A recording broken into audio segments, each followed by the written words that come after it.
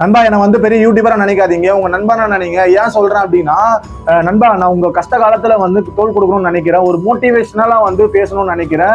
உங்களால முடியாதுன்னு நினைக்கிறீங்களா? அந்த இடத்துல வந்து உங்களால முடியும் அப்படின்ட்டு நான் ஒரு 2 வார்த்தை உங்களுக்கு வந்து சொல்லணும்னு ஆசைப்படுறேன் நண்பா.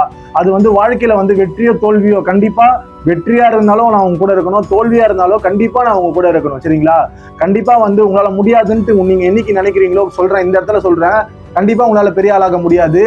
நீங்க வந்து எழுந்து ஓடினா மட்டும்தான் வந்து பெரிய ஆளாக முடியும். ஆனா இப்ப டைம் பாத்தீங்கன்னா வந்து டைம் வந்து 2:30 ஆகுது, மிட் நைட். சரியா? 2:30 மணி ஆகுது. அதனால வந்து உங்களுக்கு ஒரு வீடியோ எடுத்து போடுறேன் அப்படின்னா அது என்னோட முயற்சி. நான் தூங்காம உங்களுக்கு ஒரு நல்ல வீடியோ கொடுக்கணும்ன்றது வந்து இதுதான் முயற்சி. சரியா?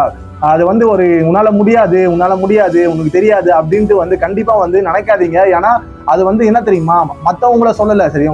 நீங்களே உங்களை விட்டு குத்துறீங்க. அதுதான் வந்து இந்த இடத்துல சொல்ல வரேன். கண்டிப்பா வந்து உங்களால பெரிய ஆளாக முடியும்னா கண்டிப்பா உங்களால பெரிய ஆளாக முடியும்.